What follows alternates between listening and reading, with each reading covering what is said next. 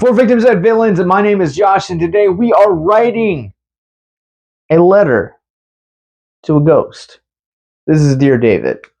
Dear David is the autobiographical story of BuzzFeed writer and artist Adam Ellis and his encounter with a ghost that sparked a 2017 Twitter viral sensation. Now, I'm going to go on record by saying that I don't know too much terribly about this. I honestly didn't start jumping into more social media and following Adam Ellis until long after this whole phenomenon had kind of taken place.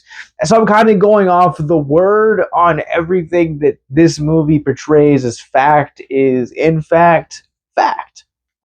Here's my problem with that, though, is that Adam Ellis is kind of thanked in this movie, but has largely no actual commitment or no actual say in kind of how the events actually played out in the sequence of events throughout the film. I feel like I have a genuine love-hate relationship with this movie. There are aspects of it that I think that really work, and there are aspects of it that I think are just really dull. For starters, I really want to talk about Augustus Prew, who brings Ellis to life in this movie. I think he does an exceptional job, and if truth be told, he might be the only redeeming factor that this movie has. Even when everything else around him is kind of just a really mundane, Prew shows up and really delivers an A-game performance, and his emotional journey throughout the course of the film is probably one of the very few redeeming factors of this movie that would even give me a recommend for this. Oh yeah, this movie also stars Justin Long. Justin Long plays a very abbreviated role, but he is very entertaining in this movie, to say the least. So, Prew and Long. That's the redemption. This movie, it just hits every cliche in the ghost movie stories, and as the movie goes on and on and on, it gets further away, and it's very clear by the end of this movie that they took creative liberties. Anytime you decide to do an autobiographical film without the living source of the story, should they still be alive, you are setting yourself up for failure.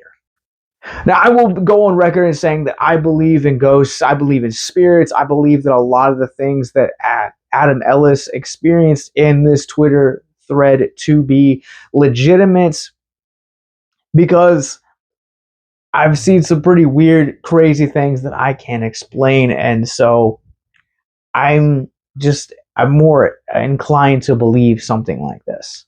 However, the way that the movie positions the ghost story element in this, they try to kind of flesh out the spirit in the cold open of this movie. That doesn't work.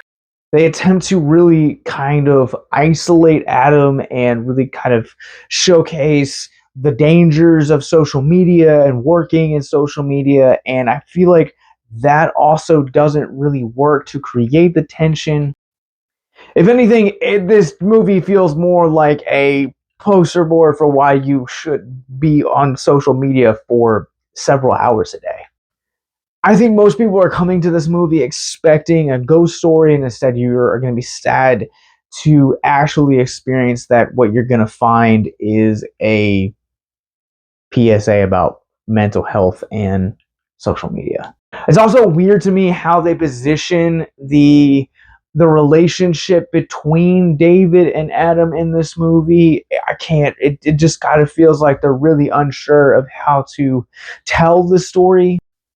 Like, they really want to be really kind to Adam Ellis as he is still living, he's still creating content, still very prolific in the world of the internet. But then on the opposite side, they're also trying to be different and try to cast this ghost / demonic entity by making him kind of sympathetic. And it just really seems like really weird, and I'd even argue lazy writing decisions.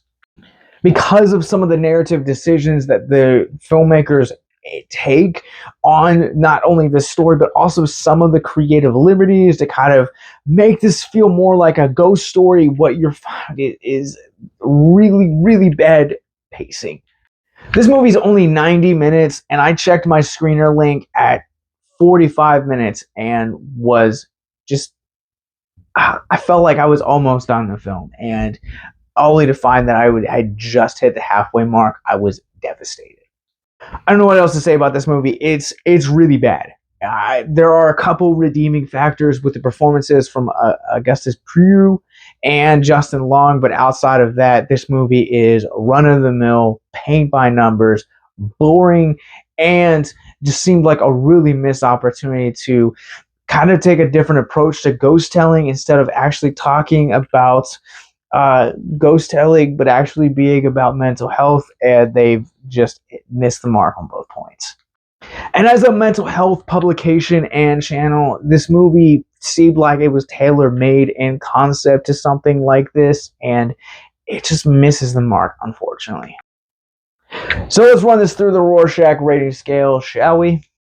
I'm going to go ahead and give Dear David a 1 out of 5. I think this movie has redeemable performances, but nearly everything else about it renders it as literally not only one of the worst ghost movies of the new millennium, but arguably one of the worst biopics we have had of the decade, and arguably also easily one of the worst genre pictures we've gotten in 2023. Let's talk about mental health, shall we? If you guys are new to our content, Mental Health Moment on this channel is where we talk about a theme of mental health from the film, which we're talking about deconstructed for a few moments in the hopes to deconstruct the stigma surrounding mental health. I will say, outside of the performances for Prew and Long, probably one of the other things this movie got right is, in fact, its commentary on a elongated exposure to social media and really what that does to your mental health. It seems like the bigger that Ellis gets in this movie, the more bullies and cyberbullies that he gets, and kind of that temptation of just being in a really dark mental health spot. As just a reminder to set boundaries for yourself on how long you're setting yourself up on social media.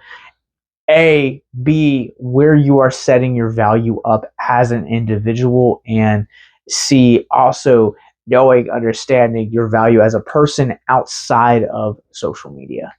I'm not going to really make this long and drawn out, but yeah, I think this movie summarized perfectly the elongated exposure for social media and the effects it has on mental health. So set boundaries for yourself. That's my challenge walking away from this movie, to set boundaries for yourself and future social media. Just start off small. Start off with, maybe cutting an hour out of what you do on social media over the next week and kind of see how you feel and go from there. So if you or someone you know is struggling with suicide, addiction, self-harm, or depression, you guys can click the links in our show notes below to check out our mental health resource library.